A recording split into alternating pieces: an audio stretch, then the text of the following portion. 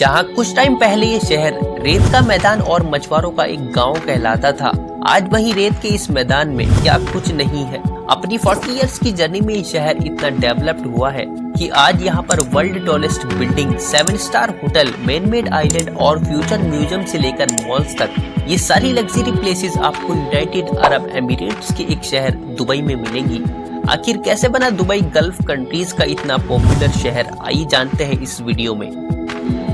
अगर आप चैनल पर नए हैं तो वीडियो को लाइक और चैनल को सब्सक्राइब करें। 7 अलग अलग शहरों को मिलाकर बनता है UAE, means United Arab Emirates. इनमें सबसे बड़ा शहर है अबू धाबी एंड सेकंड है दुबई।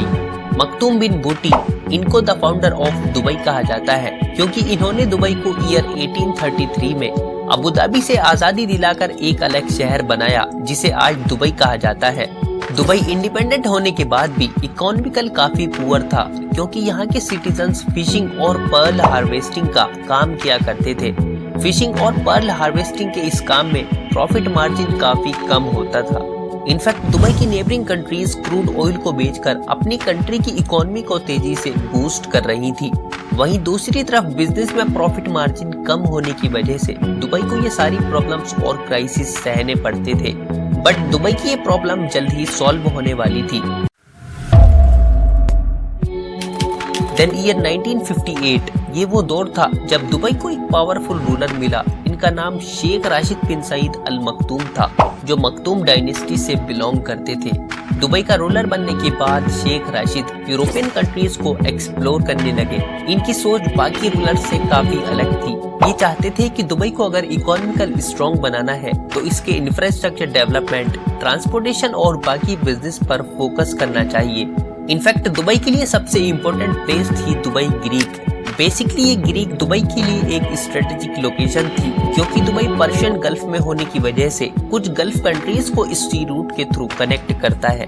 बट प्रॉब्लम ये थी कि दुबई ग्रीक ज्यादा गहरा ना होने की वजह से यहाँ पर छोटी मोटी पोर्ट सी आती थी। देन शेख राशिद ने रिस्क लेते हुए दुबई की इकोनॉमी का एक बड़ा हिस्सा इस ग्रीक को गहरा और चौड़ा करवाने में लगा दिया। एंड आफ्टर सम टाइम उनका ये आइडिया प्रॉपर वर्क करने लगा। इस ग्रीक पर बड़े बड़े शिप्स आने लगे, एम्प्लॉयमेंट बढ़ा और यहाँ पर एक बड़ी मार्केट डेवलप हुई जिससे दुबई को ठीक ठाक प्रॉफिट होने लगा। एंड यहाँ से अर्न हुआ प्रॉफिट भी शेख राशिद ने दुबई के इंफ्रास्ट्रक्चर में लगाया।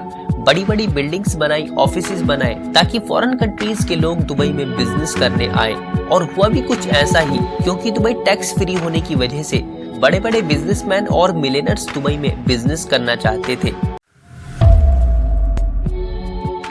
एंड फाइनली दुबई में ऑयल डिस्कवर हुआ ईयर 1966 में, बट उतना नहीं जितना दुबई की नेबरिंग कंट्रीज के पास था, like Saudi Arabia, Iran, Iraq, Kuwait और कतर।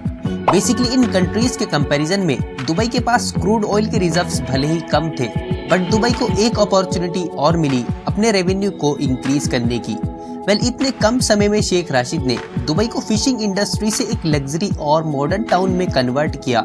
इनफैक्ट नए नए रिसोर्सेज और मेथड्स डेवलप किए रेवेन्यू को जनरेट करने के लिए। और इन सब के बाद शेख राशिद ने ईयर 1972 में पोर्ट राशिद को बिल्ड किया एक स्ट्रेटेजिक लोकेशन पर, ताकि ऑयल और अदर रिसोर्सेज को इजीली एक्सपोर्ट किया जाए। कुछ ही सालों में पोर्ट राशिद इतना सक्सेस हुआ कि दुबई का 50% trade all over the world में यहीं से किया जाने लगा। पोर्ट राशिद की इतनी सक्सेस को देखते हुए ईयर 1979 में एक पोर्ट और बनाया गया। इसका नाम रखा port Jebel Ali. And after few days Sheikh Rashid ने पोर्ट जेबल अली को कमर्शियली फ्री जोन अनाउंस किया, यानी किसी भी पर्टिकुलर एरिया में एक्सपोर्ट, इंपोर्ट, लोड और अनलोड जैसी सर्विसेज को बिना किसी टैक्स और कस्टम ड्यूटी के प्रोवाइड करना फ्री ट्रेड जोन कहलाता है। और इसी वजह से पोर्ट जेबल अली पूरे पर्शियन गल्फ का बिजिएस्ट पोर्ट बना। तभी इसी टाइम पीरियड में शेख राशिद की डेथ हो जाती है और उनके बेटे शेख मोहम्मद बिन राशिद अल मखदूम दुबई के नेक्स्ट रूलर बनते हैं। शेख मोहम्मद भी अपने फादर की तरह दुबई को एडवांस्ड और मॉडर्न सिटी बनाना चाहते थे। तभी शेख मोहम्मद दुबई के फ्यूचर का फर्स्ट प्रोजेक्ट स्टार्ट करते हैं, बुर्ज अल अरब। ईयर 1999 में वर्ल्ड का फर्स्ट 7 स्टार होटल दुबई में बना बुर्ज अल अरब। ये होटल जाना जाता है अपने लग्जरियस इंटीरियर के लिए, जो वर्ल्ड के टॉप 10 बिजनेसमैन और मिलियनर्स को अपनी तरफ अट्रैक्ट करता है। दुबई में फास्टेस्ट ट्रांसपोर्टेशन काफी हद तक कवर हो चुका था, बट फास्टेस्ट एयरलाइन को बिल्ड करना अभी बाकी था। जहां मैक्सिमम कंट्रीज अपनी एयरलाइंस को प्रॉफिट के लिए यूज करती हैं, वहीं शेख मोहम्मद ने फ्लाई एमिरेट्स को यूज किया अपना प्रोजेक्ट समझकर। अपनी एयरलाइंस के टिकट्स को अफोर्डेबल प्राइस में सेल किया ताकि ज्यादा से ज्यादा टूरिस्ट दुबई को विजिट करे, और इसी के साथ बनी वर्ल्ड की second largest airline fly Emirates.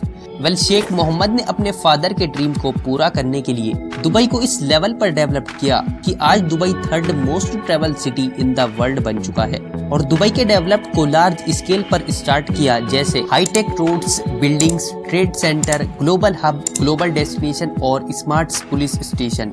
Even sea water को कन्वर्ट किया प्योर ड्रिंकिंग वाटर में, ताकि वाटर की प्रॉब्लम दुबई में सॉल्व हो सके। और इस डेवलपमेंट की वजह से दुबई आज पूरी दुनिया के टूरिस्ट की फर्स्ट ड्रीम प्लेस बन चुका है। Thank you for watching this video.